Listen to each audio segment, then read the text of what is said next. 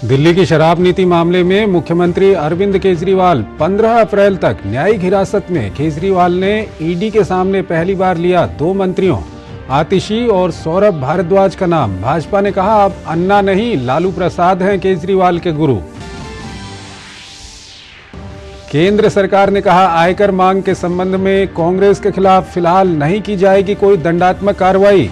Supreme court में कहा आगामी लोकसभा चुनावों के कारण जुलाई 2024 तक नहीं होगी कार्रवाई। आयकर विभाग ने कांग्रेस को 3,567 करोड़ रुपए वसूली का थमाया है नोटिस। इंडी गठबंधन की रविवार की रैली में मैच फिक्सिंग और देश में आग लगने जैसे बयानों पर घिरे राहुल गांधी। भाजपा प्रतिनिधिमंडल ने चुनाव आयोग से की शिकायत। कठोर कार्रवाई करने के साथ ही राहुल गांधी के भाषण पर रोक लगाने की भी मांग।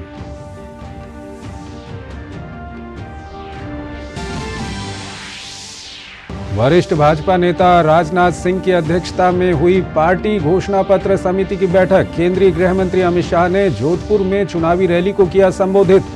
कांग्रेस की केंद्रीय चुनाव समिति की बैठक में तेलंगाना के लिए पार्टी उम्मीदवारों के नाम पर मंथन।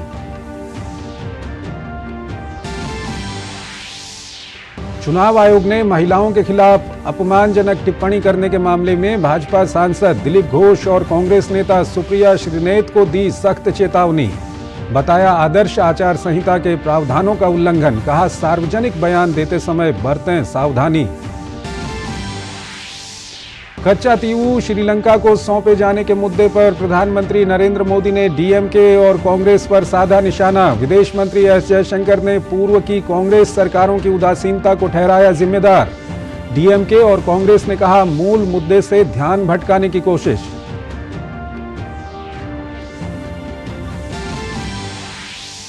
भारतीय रिजर्व बैंक की स्थापना दिवस के 90 साल पूरे। प्रधानमंत्री ने इस मौके पर कहा साल 2014 में डूबने की कगार पर खड़ा बैंकिंग क्षेत्र अब बन चुका है प्रॉफिटेबल।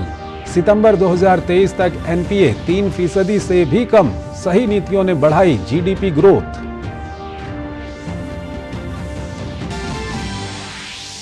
और जीएसटी कलेक्शन में बना दूसरा सबसे बड़ा रिकॉर्ड। मार्च में 1.78 करोड़ रुपए का जीएसटी कलेक्शन। सालाना आधार पर 11.5% बढ़ा आंकड़ा। नमस्कार, डीडी न्यूज में आपका स्वागत है। मैं हूं चंद्रशेखर जोशी और आइए अब खबरों को विस्तार से देखते हैं। दिल्ली की शराब आबकारी नीति केस में सोमवार को सीएम अरविंद केजरीवाल को 15 अप्रैल तक के लिए तिहाड़ जेल भेज दिया गया। राउज एवेन्यू कोर्ट में ईडी ने दावा किया कि केजरीवाल ने पूछताछ में बताया कि आतिशी और सौरभ भारद्वाज को विजय नायर रिपोर्ट करता था। हालांकि जब आबकारी नीति लाई गई तब दोनों ही मंत्री नहीं थे, केवल विधायक और प्रवक्ता थे। ईडी ने कहा कि केजरीवाल हमें सहयोग नहीं कर रहे हैं, वो हमें गुमराह कर रहे हैं। और दिल्ली की मंत्री आतिशी ने ट्वीट किया कि वो कल सुबह 10 बजे बड़ा खुलासा करेंगी। सीएम सर कुछ कहेंगे? आबकारी नीति मामले में दिल्ली के मुख्यमंत्री अरविंद केजरीवाल को राहत नहीं मिली है। दिल्ली के सीएम अरविंद केजरीवाल को 15 दिन की जुडिशियल कस्टडी के बाद तिहाड़ जेल भेज दिया गया है। ईडी ने अदालत से कहा कि मुख्यमंत्री ने पूछताछ के दौरान बिल्कुल सहयोग नहीं किया। प्रवर्तन निदेशालय ने कहा कि केजरीवाल ने डिजिटल डिवाइस के पासवर्ड नहीं दिए हैं। अदालत में सुनवाई के दौरान ईडी ने कहा कि पहली बार इस केस में सीएम केजरीवाल ने अपने 2 मंत्रियों सौरभ भारद्वाज और आतिशी का नाम भी लिया है। केजरीवाल ने ईडी पूछताछ में कहा कि विजय नायर मुझे नहीं बल्कि आतिशी और सौरभ भारद्वाज को रिपोर्ट करता था। इस सुनवाई के दौरान सीएम केजरीवाल, मंत्री आतिशी और मंत्री सौरभ भारद्वाज कोर्ट में ही मौजूद थे। सीएम केजरीवाल 15 अप्रैल तक तिहाड़ के जेल नंबर 2 में रहेंगे।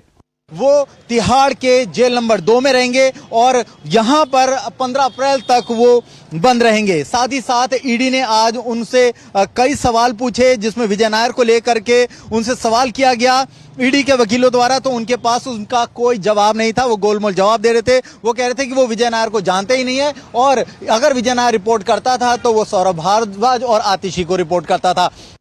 वहीं भाजपा के राष्ट्रीय प्रवक्ता सुधांशु त्रिवेदी ने अरविंद केजरीवाल पर निशाना साधते हुए कहा कि भ्रष्टाचार के पुराने आरोपी केजरीवाल के बचाव में सामने आ रहे हैं और सारे भ्रष्टाचारी मिलकर एक दूसरे के सपोर्ट में रैली कर रहे हैं। भाजपा नेता शाजिया इल्मी ने कहा कि एक समय था जब अरविंद केजरीवाल सभी चोरों के खिलाफ लड़ते थे, लेकिन अफसोस है कि अब सारे चोर और भ्रष्टाचारी उनको बचाने में लगे हैं।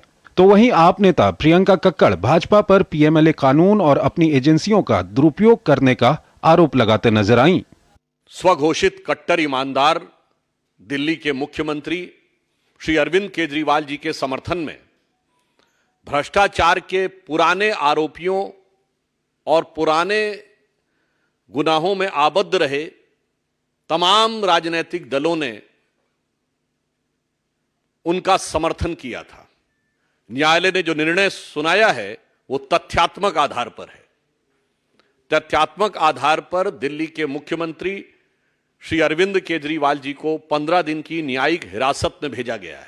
हम लोग सब इकट्ठा होते थे, केजरीवाल जी लहराते थे वो फर्रे सबूतों के और कहते थे निकलो बाहर मकानों से, जंग लड़ो बेईमानों से। पहले लड़े थे गोरों से, अब लड़ेंगे चोरों से। और वही चोर आपने देखे जिनको कहते थे वो चोर, जिनके खिलाफ सबूत लेकर वो पर्चे लहराते थे, चार्जशीट लेके घूमते थे, वो सारे के सारे चोर जिनको केजरीवाल जी चोर कहते थे और हम सब उनके साथ थे, वही सारे चोर उनके बचाव में कल उतरे। देखिए, आपको साफ देखने को मिल रहा है कि कैसे पीएमएलए कानून का हमारे देश में दुरुपयोग कर रही है भाजपा, कैसे अपनी एजेंसीज का दुरुपयोग कर रही है भाजपा। तो 2 साल से हमारे खिलाफ एक चवन्नी की रिकवरी नहीं कर पाई इन्फोर्समेंट डायरेक्टोरेट, इतने उन्होंने छापे मार लिए। गौरतलब है कि दिल्ली के मुख्यमंत्री अरविंद केजरीवाल को ईडी ने 21 मार्च को गिरफ्तार किया था और 28 मार्च तक उन्हें पहली बार ईडी की हिरासत में भेजा गया था। बाद में केंद्रीय एजेंसी ने फिर से हिरासत मांगी तो कोर्ट ने 1 अप्रैल तक उनकी ईडी हिरासत बढ़ा दी थी। अब कोर्ट ने उन्हें 15 दिनों के लिए न्यायिक हिरासत में भेज दिया है। वहीं इस मामले में पहले से ही मनीष सिसोदिया, संजय सिंह और बीआरएस नेता के कविता तिहाड़ जेल में हैं। ब्यूरो इनपुट के साथ मुकेश शुक्ला की रिपोर्ट, डीडी न्यूज। आम चुनाव से पहले कांग्रेस को राहत मिली है। केंद्र सरकार ने सुप्रीम कोर्ट में कहा है कि आगामी लोकसभा चुनावों के कारण जुलाई 2024 तक लगभग 3,500 करोड़ रुपए की आयकर मांग के संबंध में कांग्रेस के खिलाफ फिलहाल कोई दंडात्मक कार्रवाई नहीं की जाएगी। सॉलिसिटर जनरल तुषार मेहता ने केंद्र सरकार की ओर से कोर्ट को यह जानकारी दी।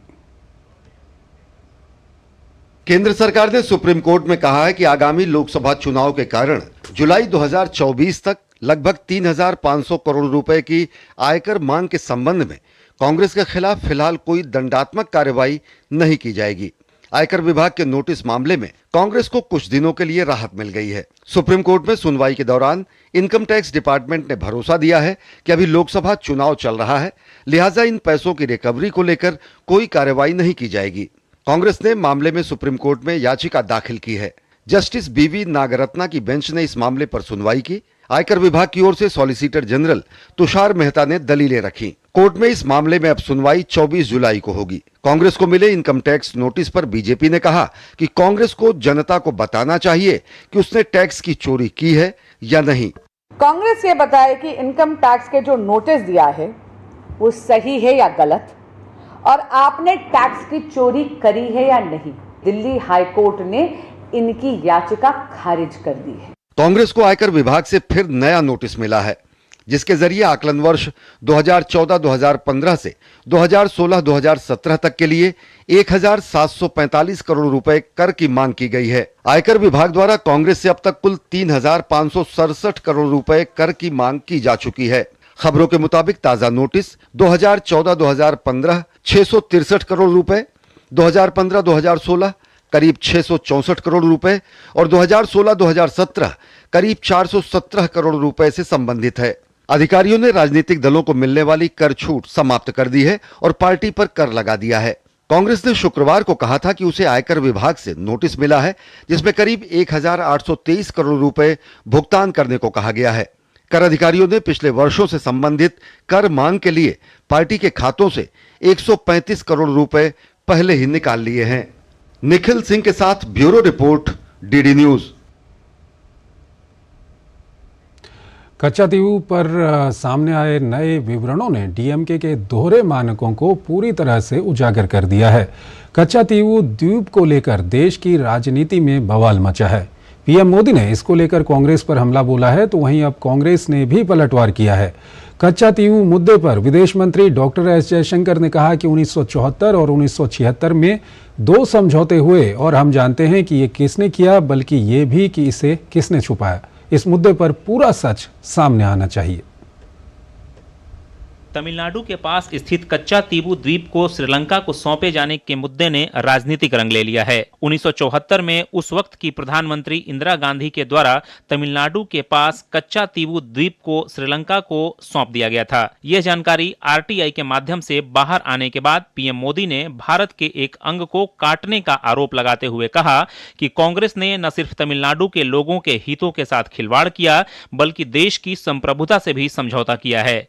पीएम मोदी ने सोशल मीडिया एक्स पर कहा कि बयानबाजी के अलावा डीएमके ने तमिलनाडु के हितों की रक्षा के लिए कुछ नहीं किया है। कच्चा तीवू पर सामने आए नए विवरणों ने डीएमके के दोहरे मानकों को पूरी तरह से उजागर कर दिया है।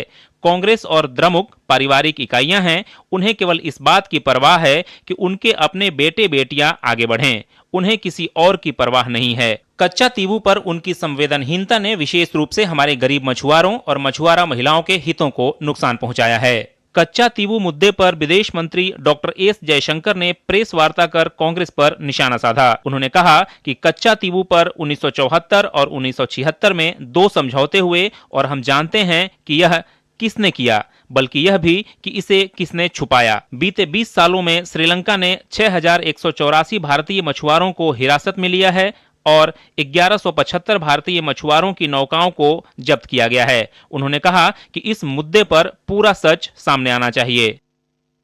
We believe that the public has a right to know. The public has a right to know how did this situation come about. How was Kachatibu, how was the 1974 agreement reached? How was Kachatibu given away? How was the fishing issue handled? Because please understand, the fishing issue actually emanated from a 1976 agreement. So there are 2 agreements we are talking about.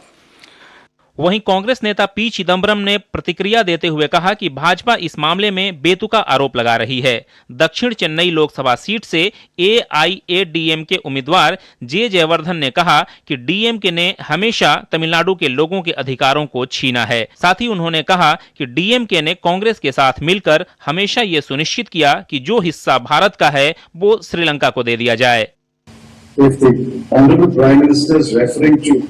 Recent RTI reply, he should ask for the RTI reply on 27th January 2015, when I believe Mr. Jaishankar was the Foreign Secretary. And that reply was signed by one Dr. Ranjan, an Under-Secretary or Deputy Secretary at the NEA.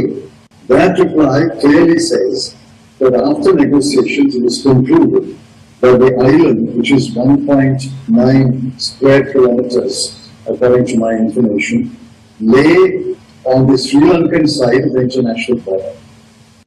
It has always been the stance of the ADMK that with regards to Kachativu, DMK always has given away the rights of the people of Tamil Nadu, whether it's Kachativu, whether it's Kaveri issue, whether it's Mullai Periyar issue. It has always been ADMK which is a harbinger, which makes sure that rights are got, whether it's through Supreme Court, whether it's through political ways. We have always stood for the rights of people of Tamil Nadu. But DMK, it is a very well-known fact that 1974, 1976, DMK in collusion with Congress had made sure that what was part of India has been ceded away to Sri Lanka. So this has been we have been continuously protesting against the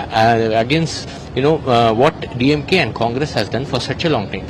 कच्चा तीवू द्वीप भारतीय तट धनुषकोडी से करीब 20 kilometre दूरी पर स्थित है। द्वीप का क्षेत्रफल 1.9 वर्ग किलोमीटर का है।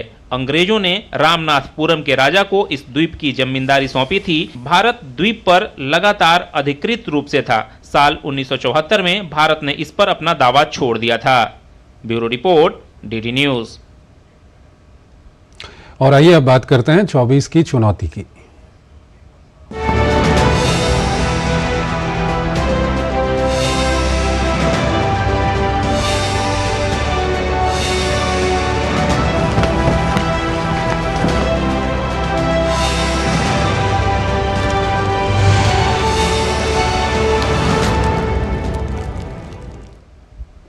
भारतीय जनता पार्टी मुख्यालय में घोषणा पत्र समिति की अहम बैठक रक्षा मंत्री और पार्टी के वरिष्ठ नेता राजनाथ सिंह की अध्यक्षता में हुई। इस बैठक में राजनाथ सहित 8 केंद्रीय मंत्री और 3 सीएम भी मौजूद थे। 2047 के रोड मैप में पार्टी और सरकार की भूमिका पर सभी ने सुझाव दिए। इसके पहले 916 वीडियो वैन देश भर में गए। 3000 से ज्यादा विधानसभा में 100 से अधिक शहरों में बुद्धिजीवियों के साथ बैठक की गई और उन्होंने अपने सुझाव रखे। इसके अलावा एक मिस्ड कॉल अभियान भी चलाया गया था, जिसके तहत मिले करीब 3.25 लाख सुझाव का संकलन किया गया। साथ ही नमो ऐप पर भी 1,70,000 सुझाव आए हैं। बीजेपी के वरिष्ठ नेता पीयूष गोयल ने बैठक की जानकारी देते हुए बताया कि इन सुझावों पर आगे विचार करने के लिए समिति ने समय लिया है और दोबारा बैठक होगी। पीएम मोदी के नेतृत्व में बड़ी गंभीरता से हर एक विषय पर विचार किया जाएगा। रक्षा मंत्री श्री राजनाथ सिंह जी की अध्यक्षता में केंद्रीय कार्यालय में संपन्न हुई। उसमें राजनाथ जी सहित 8 केंद्रीय मंत्री थे।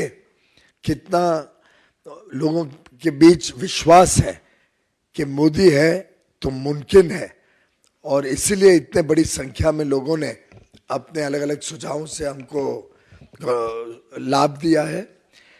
इन सब सुझावों का एक प्रकार से बेस बनाते हुए इनको संकलन करते हुए आज बड़ी सार्थक चर्चा हुई है। अलग अलग विषयों पे अलग अलग हमारे माननीय नेताओं ने, समिति के सदस्यों ने समाज के सभी वर्गों का विचार करते हुए जो अलग अलग विचार आए, जो अलग अलग सुझाव आए हैं, उनका विचार करते हुए और देशहित और जनहित को प्राथमिकता देते हुए शॉर्टलिस्ट करके इन सुझावों के ऊपर आगे विचार करने के लिए और थोड़ा समय लिया है। अब यह समिति पुनः कुछ दिनों बाद मिलेगी। कांग्रेस तेलंगाना के उम्मीदवारों के नामों का जल्द ऐलान कर सकती है। सोमवार को कांग्रेस मुख्यालय में केंद्रीय चुनाव समिति की बैठक हुई। इस बैठक में कांग्रेस अध्यक्ष मल्लिकार्जुन खड़गे, सोनिया गांधी, केसु वेणुगोपाल, तेलंगाना के मुख्यमंत्री रेवंत रेड्डी समेत कई कांग्रेस नेता शामिल हुए। कांग्रेस अब तक देश भर में 212 उम्मीदवारों का ऐलान कर चुकी है। इसके पहले 29 मार्च को कांग्रेस ने 9वीं लिस्ट का ऐलान किया था। इसमें राजस्थान के 2 कैंडिडेट के नाम बदले गए और कर्नाटक से 3 उम्मीदवारों के नाम घोषित किए गए थे। केंद्रीय गृह मंत्री अमित शाह ने राजस्थान के जोधपुर में एक रैली को संबोधित किया। सभा को संबोधित करते हुए अमित शाह ने कहा कि प्रधानमंत्री मोदी के नेतृत्व में भारत ने पिछले 10 सालों में तरक्की का नया कीर्तिमान स्थापित किया है। भारत के आर्थिक तंत्र पर बात करते हुए उन्होंने कहा कि पूर्व प्रधानमंत्री मनमोहन सिंह के कार्यकाल में भारत 11वें नंबर की अर्थव्यवस्था के रूप में सीमित रहा। प्रधानमंत्री मोदी के कुशल नेतृत्व में आज भारत दुनिया की 5वीं सबसे बड़ी अर्थव्यवस्था बन गया है। मोदी के नेतृत्व में हर सप्ताह देश में एक नया विश्वविद्यालय खुला है। मोदी सरकार ने देश में सुरक्षा और समृद्धि सुनिश्चित करने के लिए कई सराहनीय कार्य किए हैं।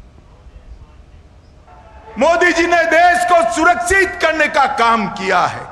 मोदी जी ने देश को समृद्ध करने का काम किया है। 10 साल से भारत के अर्थतंत्र को ये अर्थशास्त्री मनमोहन सिंह 11वें नंबर पर फ्रीज कर बैठ गए थे और कहते थे हमारी सिद्धि है, 11वें से 12वें नंबर पर नहीं गए। और मोदी जी प्रधानमंत्री बनने के बाद 10 साल में 11वें नंबर से अर्थतंत्र को 5वें नंबर पर लाने का काम नरेंद्र मोदी जी ने किया। भाई और बहनों, मैं आज मोदी गारंटी आपको बताने आया हूं। मोदी जी को तीसरी बार प्रधानमंत्री कर दो, भारत तीसरे नंबर का अर्थतंत्र बन जाएगा। केंद्रीय अन्वेषण ब्यूरो के स्थापना दिवस पर नई दिल्ली के भारत मंडपम में आयोजित 20वें डीपी कोहली मेमोरियल लेक्चर में व्याख्यान देते हुए भारत के मुख्य न्यायाधीश डीवाई चंद्रचूड़ ने कहा कि संसद में पारित नए आपराधिक कानून काफी महत्वपूर्ण हैं। तीनों कानून आधुनिक भारतीय न्याय व्यवस्था के लिए महत्वपूर्ण कदम हैं। The new criminal laws recently enacted by Parliament encompass substantive crime, procedure, and evidence. These laws aim at digitizing various aspects of criminal procedure. This is a significant step towards modernizing the justice system. From the initial registration of a first information report to the final delivery of judgment, every stage of a criminal investigation is slated to be recorded digitally under the purview of the proposed legislation. This comprehensive approach ensures a seamless flow of information and is intended to facilitate better coordination and collaboration among stakeholders involved in the investigative and adjudicatory processes. Supreme court ने चुनावों में VVPAT पर्चियों की पूरी गिनती की मांग वाली याचिका पर चुनाव आयोग को नोटिस जारी किया है। वर्तमान में वीवीपैट पेपर पर्चियों के जरिए केवल 5 रैंडम रूप से चुनी ईवीएम का वीवीपैट पर्चियों से मिलान किया जाता है। वकील और एक्टिविस्ट अरुण कुमार अग्रवाल की ओर से दायर याचिका में चुनाव आयोग के उस दिशा निर्देश को भी चुनौती दी गई है जिसमें कहा गया है कि वीवीपैट सत्यापन क्रमिक रूप से किया जाना चाहिए। याचिका में कहा गया है कि यदि एक साथ सत्यापन किया जाए और प्रत्येक विधानसभा क्षेत्र में गिनती के लिए अधिक संख्या में अधिकारियों को तैनात किया जाए तो 5 से 6 घंटों में पूरा वीवीपैट सत्यापन किया जा सकता है। याचिका में कहा गया है कि सरकार ने लगभग 24 लाख वीवीपैट की खरीद पर लगभग 5,000 करोड़ रुपए खर्च किए हैं। वर्तमान में केवल लगभग 20,000 वीवीपैट की पर्चियों का ही सत्यापन किया जाता है। प्रधानमंत्री नरेंद्र मोदी आज मुंबई में आयोजित आरबीआई एट 90 कार्यक्रम में शामिल हुए। इस मौके पर पीएम ने 90 रुपये का एक स्मारक सिक्का भी जारी किया। पीएम मोदी ने कार्यक्रम को संबोधित करते हुए कहा कि आरबीआई की भूमिका देश के बैंकिंग सिस्टम को मजबूत बनाए रखने के लिए बेहद अहम और बड़ी रही है। आरबीआई जो भी काम करता है उससे देश का सामान्य जनमानस सीधे तौर पर प्रभावित होता है। पीएम ने कहा कि देश के केंद्रीय बैंक ने वित्तीय समावेशन में महत्वपूर्ण भूमिका निभाई है। प्रधानमंत्री नरेंद्र मोदी ने आरबीआई को एक संस्थान के रूप में आजादी से पहले और आजादी के बाद के कालखंड का गवाह बताया है। मुंबई में आयोजित आरबीआई एट 90 कार्यक्रम को संबोधित करते हुए प्रधानमंत्री मोदी ने कहा कि आज रिजर्व बैंक की साख पूरी दुनिया में बढ़ी है। पीएम ने आरबीआई से जुड़े लोगों से ऐसी नीतियों को बनाने की अपील की जो आने वाले दशकों के लिए अहम हों। उन्होंने कहा कि दुनिया के बड़े देश कोविड की मार से उबरने की कोशिश कर रहे हैं, वहीं भारतीय अर्थव्यवस्था नई ऊंचाई को छू रही है। उन्होंने कहा कि आरबीआई को मॉनिटरिंग टूल पर सोचना चाहिए और वह ग्लोबल लीडर की भूमिका निभा सकता है। प्रधानमंत्री ने आरबीआई के अगले 10 साल के लक्ष्य तय करते हुए युवाओं की इच्छाओं को ध्यान में रखने की अपील की। उन्होंने रिजर्व बैंक को आगे आउट ऑफ द बॉक्स सोचने को भी कहा। हमें भारत की आर्थिक आत्मनिर्भरता को बढ़ाना है। हमें कोशिश करनी है कि हमारी इकोनॉमी दुनिया के संकटों से कम प्रभावित हो। आज भारत ग्लोबल जीडीपी ग्रोथ में 15% के साथ ग्लोबल ग्रोथ का इंजन बन रहा है। इन स्थितियों में ये प्रयास होना चाहिए कि हमारा रुपया पूरी दुनिया में ज्यादा एक्सेसिबल भी हो, एक्सेप्टेबल भी हो। प्रधानमंत्री नरेंद्र मोदी ने ईज ऑफ डूइंग बैंकिंग बेहतर हो इसके उपाय अपनाने की भी अपील की। उन्होंने सभी तक इसकी जरूरत के मुताबिक पूंजी प्रवाह को पहुंचाने के लिए भी कहा। पिछले 10 साल में जो हुआ वो तो सिर्फ ट्रेलर है। अभी तो बहुत कुछ करना है। अभी तो हमें देश को बहुत आगे लेकर जाना है। इतनी बड़ी जनसंख्या की बैंकिंग नीड्स भी अलग अलग हो सकती है। कई लोग फिजिकल ब्रांच मॉडल को पसंद करते हैं, कई लोगों को डिजिटल डिलीवरी पसंद होती है। देश को ऐसी नीतियां बनाने की जरूरत है जिससे ईज ऑफ डूइंग बैंकिंग बेहतर हो और सभी को उनकी जरूरत के अनुसार क्रेडिट एक्सेस मिल सके। प्रधानमंत्री मोदी ने कोरोना संकट और विश्व में जारी युद्ध संकट का भी जिक्र किया। उन्होंने कहा कि इन तमाम दिक्कतों के बावजूद भी भारत में महंगाई का कोई खास असर नहीं हुआ है। सरकार ने एक्टिव प्राइस मॉनिटरिंग और फिस्कल कंसोलिडेशन इसके भी कदम उठाए। इसलिए कोरोना संकट हो, अलग अलग देशों में युद्ध की स्थिति हो, तनाव हो, भारत में इन्फ्लेशन मॉडरेट लेवल पर ही रही। जिस देश की प्रायोरिटी स्पष्ट हो उसे प्रोग्रेस करने से कोई नहीं रोक सकता। पीएम मोदी ने कहा कि पिछले दशक में उनकी सरकार और आरबीआई द्वारा उठाए गए कदमों के कारण बैंकिंग क्षेत्र लाभ की स्थिति में है। उन्होंने कहा कि सार्वजनिक क्षेत्र के बैंकों का एनपीए 2018 में लगभग 11.25% था। पिछले साल सितंबर तक ये गिरकर 3% से भी कम हो गया है। प्रधानमंत्री ने कहा कि आरबीआई दुनिया में अपनी व्यावसायिकता और प्रतिबद्धता के लिए जाना जाता है। उन्होंने कहा कि देश में आज 52 करोड़ जनधन खाते हैं। इसमें भी आधे से ज्यादा खाते महिलाओं के नाम हैं। आज 7 करोड़ से ज्यादा पशुपालक, मछली पालक के पास किसान क्रेडिट कार्ड हैं। यूपीआई आज दुनिया भर में अपनी पहचान बना चुका है। उन्होंने कहा कि एक दशक के भीतर देश एक नई बैंकिंग व्यवस्था, नई करेंसी व्यवस्था में प्रवेश कर गया है। ब्यूरो इनपुट के साथ मुंबई से योगेश शीतल की report, DD news. GST collection के मोर्चे पर एक बड़ी खुशखबरी आई है। मार्च महीने में जीएसटी कलेक्शन में 11% से अधिक की बढ़ोतरी दर्ज की गई है। वित्त मंत्रालय के अनुसार वस्तु व सेवा कर जीएसटी संग्रह मार्च में सालाना आधार पर 11.5% बढ़कर 1.78 लाख करोड़ रुपए पर पहुंच गया है। वित्त मंत्रालय के अनुसार यह अब तक का दूसरा सबसे बड़ा जीएसटी कलेक्शन है। अप्रैल 2023 से मार्च 2024 के वित्तीय वर्ष के लिए कुल जीएसटी संग्रह 20.18 लाख करोड़ रुपए रहा, जो पिछले वित्त वर्ष की तुलना में 11.7% अधिक है। वित्तीय वर्ष 2023-2024 के लिए औसत मासिक सकल संग्रह 1.68 लाख करोड़ रुपए रहा, जो पिछले वित्तीय वर्ष के 1.5 लाख करोड़ रुपए से अधिक है। मेक इन इंडिया के चलते देश से होने वाले रक्षा निर्यात में लगातार बढ़ोतरी दर्ज की जा रही है। वित्त वर्ष 2023-24 में रक्षा निर्यात रिकॉर्ड 21,083 करोड़ रुपए तक पहुंच गया है, जो पिछले वित्त वर्ष की तुलना में 32.5% अधिक है, जो पहले 15,920 करोड़ रुपए था। हाल के आंकड़े बताते हैं कि वित्त वर्ष 2013-14 की तुलना में पिछले 10 वर्षों में रक्षा निर्यात में 31 गुना की वृद्धि हुई है। निजी क्षेत्र और सार्वजनिक क्षेत्र के रक्षा उपक्रमों सहित रक्षा उद्योग ने अब तक का उच्चतम रक्षा निर्यात हासिल किया है, जिसमें निजी क्षेत्र ने 60% और डीपीएसयू ने 40% का योगदान दिया है। 2004-2005 से 2013-14 के दौरान कुल रक्षा निर्यात 4,312 करोड़ रुपए था, जो 2014-15 से 23-24 की अवधि में बढ़कर 88,319 करोड़ रुपए हो गया है।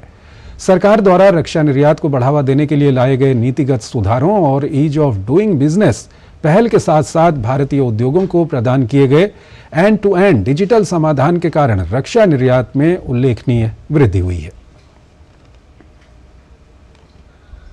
प्रधानमंत्री नरेंद्र मोदी ने भारतीय रक्षा निर्यात में अभूतपूर्व बढ़ोतरी पर खुशी जाहिर की है। प्रधानमंत्री ने रक्षा मंत्री राजनाथ सिंह के एक्स पर साझा किए गए पोस्ट को रिट्वीट कर लिखा, भारत के रक्षा क्षेत्र में एक बड़ी उपलब्धि, इस क्षेत्र में बढ़ता निर्यात हमारे देश की बढ़ती क्षमताओं का परिचायक है।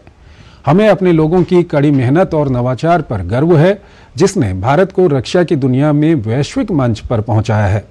आने वाले समय में इस क्षेत्र में आत्मनिर्भरता की दिशा में हमारी यात्रा और भी अधिक मजबूती से जारी रहेगी। केंद्रीय कोयला मंत्री प्रहलाद जोशी ने कोयला और लिग्नाइट उत्पादन का आंकड़ा 1 बिलियन टन पार होने पर खुशी जताते हुए सोशल मीडिया साइट एक्स पर कहा कि ये बताते हुए गर्व हो रहा है कि प्रधानमंत्री नरेंद्र मोदी जी के नेतृत्व में और केंद्रीय कोयला मंत्री के रूप में अपना 5 साल का कार्यकाल पूरा करने के करीब हमने 1 बिलियन टन कोयला और लिग्नाइट उत्पादन को पार करके एक शानदार उपलब्धि दर्ज की है। यह हमारे देश के लिए एक ऐतिहासिक क्षण है, क्योंकि हमने अब तक का सबसे अधिक उत्पादन हासिल किया है और ये देश को ऊर्जा सुरक्षा सुनिश्चित करने में काफी मदद करेगा।